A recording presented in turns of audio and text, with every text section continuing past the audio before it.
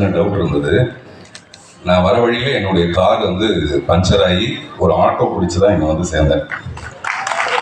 அவ்வளோ முக்கியத்துவம் வந்து இந்த நிகழ்ச்சிக்கு.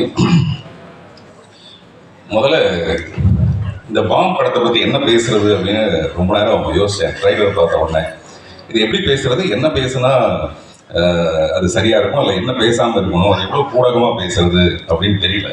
அதனால வாயு பகவானை வணங்கி விட்டு என்னுடைய பேச்சை தொடங்குகிறேன். முதல்ல இந்த பாம்னு ஒரு டைட்டில் நான் நினைச்சேன் ஏதாவது ஒரு பாம் கலாச்சாரம் சம்மந்தப்பட்டது போல இருக்கு அப்படின்னா. நான் கூட ஹவுஸ்ஃபுல்னு ஒரு படம் பண்ணியிருக்கேன். கோயம்புத்தூர் பாம் பிளாஸ்டை வச்சுக்கிட்டு ஹவுஸ்ஃபுல்னு ஒரு படம் பண்ணி தேசிய விருதுலாம் வாங்கியிருக்கேன். அந்த மாதிரியான ஒரு விஷயத்தை எடுத்திருப்பாங்களோ அப்படின்னு சொல்லிட்டு முதல்ல இந்த ட்ரெய்லரை பார்க்கறதுக்கு முன்னாடி இருந்தது. அப்புறம் இந்த மாதிரியான ஒரு டைட்டில் செலக்ட் பண்ணணும்னா அந்த டைரக்டர் விஷால் வெங்கட் வந்து பெரிய குசும்பனா இருக்கணும்னு நினைக்கிறேன்.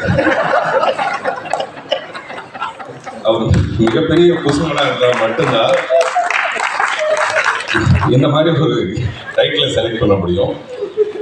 இந்த படத்தை தயாரிக்கணும்னா அந்த தயாரிப்பால எவ்வளவு பெரிய குசும்பனா இருக்க முடியும். அவர் சுகுமார் பாலகிருஷ்ணன், அவர் எப்பவுமே வேஷ்டி சட்டையில இருப்பார். அதுக்கு சம்மந்தம் கிடையாது. நான் சொல்றேன், அவர் ஏதோ உப்பு சத்தியாகிறதுக்கு போற மாதிரியே தான் இருப்பார் எப்பவுமே. நான் அவரை பத்தி அப்புறம் பின்னாடி பேசலாம். இதை நிறைய பின்னாடி பேசலாம்னே வர வேண்டியதா இருக்கு. எல்லா டைரக்டரும் இந்த முதல் படம் வந்து மூக்கு மேல விரல் வைக்கிற மாதிரி அந்த டைரக்டர் பண்ணணுன்ற மாதிரி சொல்லுவாங்க. இந்த டைரக்டர் அந்த மாதிரியே ஒரு டைட்டில் வச்சிருக்காரு.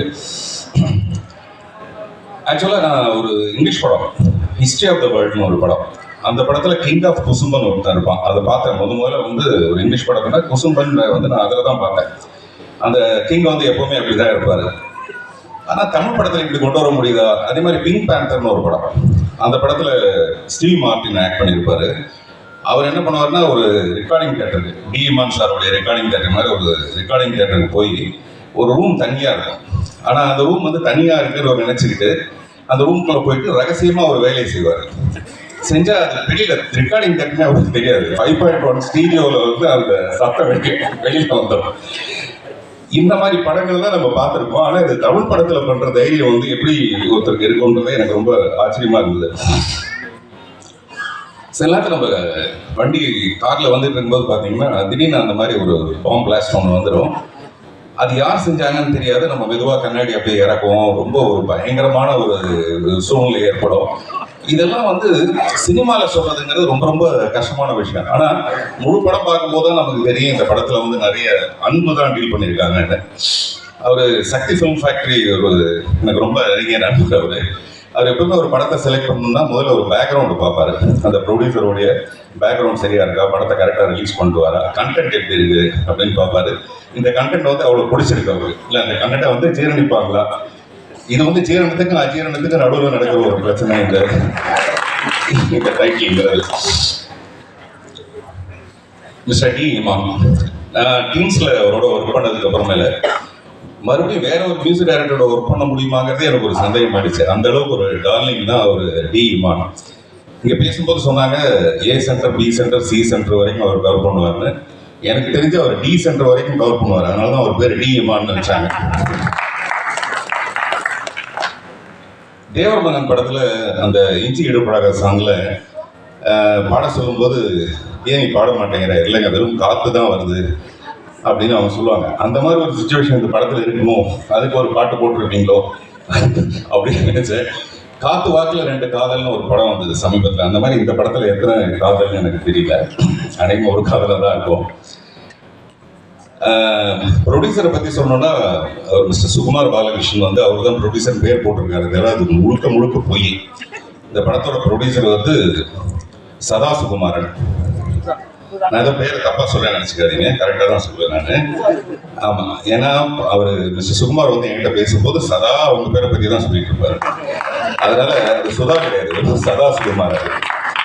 உங்களுக்கு தெரியாதுங்க, மேடம் வந்து அப்படி ஒரு டேஸ்ட்டுங்க. மேடம் வந்து அது மேடம் தாங்க எல்லாத்தையும் டிசைட் பண்ணுவாங்க. மேடம் தான் உண்மையிலே எல்லார் வீட்லையும் மேடம் தான் டிசைட் பண்ணுவாங்க. ஆனால் அந்த தைரியம் இல்லை ஒரு ஆம்பளைக்கு சொல்றதுக்கு. அதனால மேடம் தான். மேடம் சிரிக்கிறது பெரிய விஷயம் இல்லை. இன்னமும் கல்யாணம் இத்தனை வருஷம் கழிச்சு இன்னும் அவர் சிரிச்சிட்டு இருக்காருன்னா டெஃபினட்டா அதுக்கு காரணம் வந்து